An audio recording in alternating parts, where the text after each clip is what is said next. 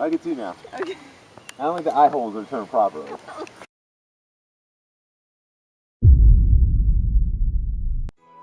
Be casual.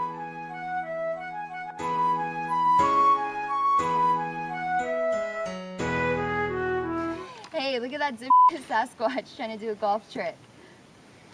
Yeah, I forgot something about messing with him. Let's get him. There you go. Let's yell "4" really loud whenever he's trying to hit. Good idea.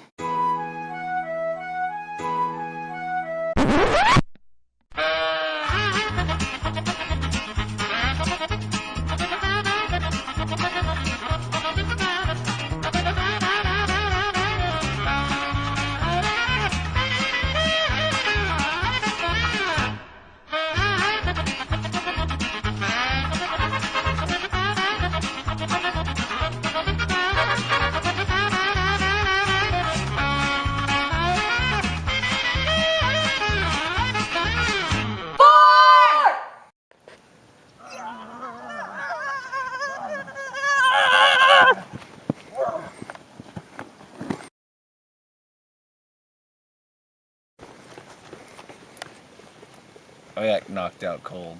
Oh my God, can you hear us? Don't worry about it. You're gonna be all right. We're law students.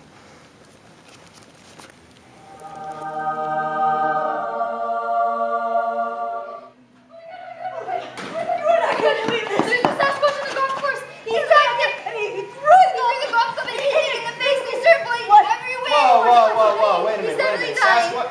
You mean a Wookiee? Was it Mr. Henderson? Were you guys Yes, with yes, Mr. Henderson yes, again? yes. See, we yelled for you. We got mad. His golf club was chasing us. Oh my God, oh my God, oh my God. What, Nick, is Nick Yes, okay? no, he's doing okay. He's saying there's blood everywhere. What, did you guys do anything? You're law students. Yeah, we tried to help him. Oh, you tried, that's fine. Yeah.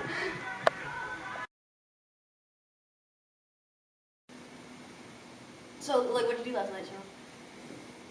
I went to some VIP grand opening party for some winery that opened up.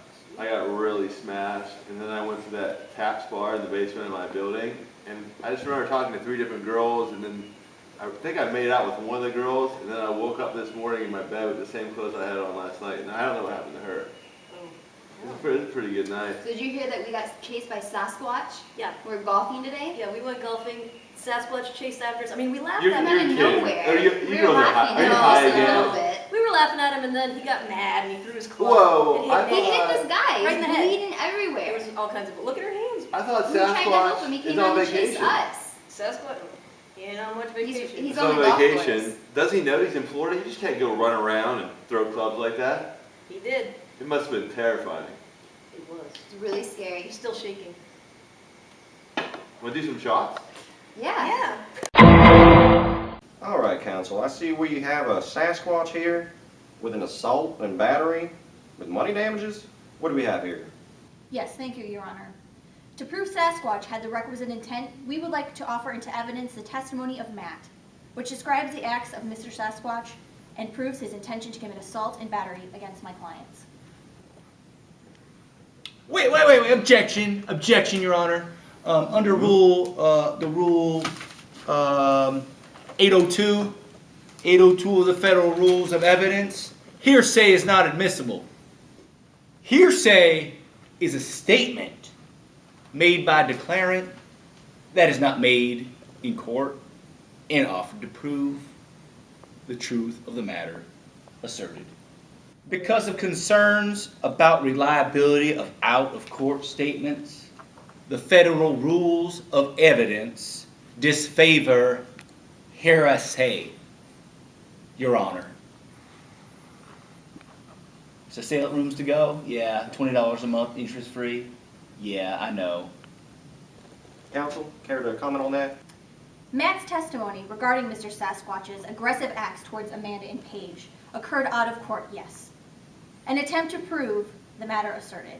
Therefore, the statements made by Matt would typically be considered hearsay. However, we wish to offer the evidence under the excited utterance exception to the hearsay rule under 8032.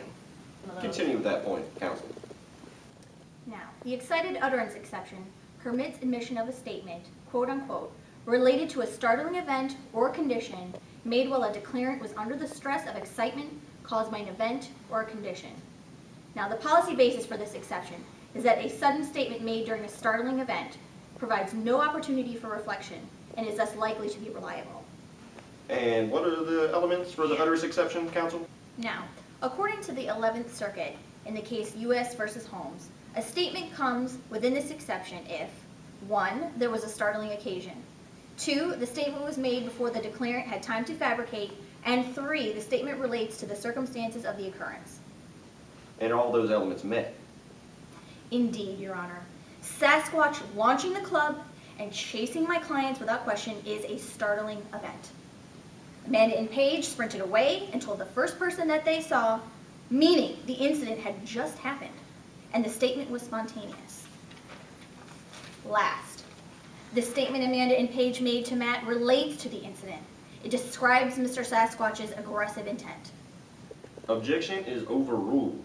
I will admit the testimony.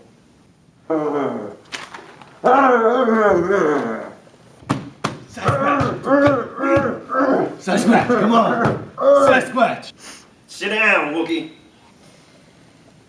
Your Honor, to further prove Sasquatch's intent, we'd like to offer into evidence the testimony of Sean, also under 803 subsection 2, excited utterance exception to the hearsay rule. Objection, Your Honor. When they said what they were doing in the court, but over by the clubhouse, they were no longer in an excited state. This beautiful creature right here did nothing wrong here today. I mean, look at the Sasquatch. He's harmless. He's just trying to stay out of bankruptcy.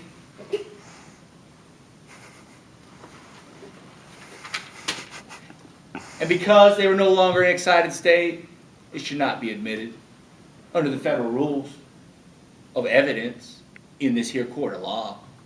Counsel, care to comment on that? The excited utterance need not be made contemporaneously to the startling event. It is the totality of the circumstances, not simply the length of time that has passed between the event and the statement that determines whether a hearsay statement was an excited utterance. In U.S. versus Belfast, the court admitted an excited utterance exception when it was made 4 hours after the startling event because the victim continued to suffer trauma. In this case, Amanda and Paige were most likely still traumatized by Sasquatch's chasing them. And defense counsel? You know, Your Honor, I agree with the law asserted by the plaintiff's counsel. However, in the totality of the circumstances in this here case are considered together as a cohesive unit, this court should find that the plaintiffs were no longer in an excited state.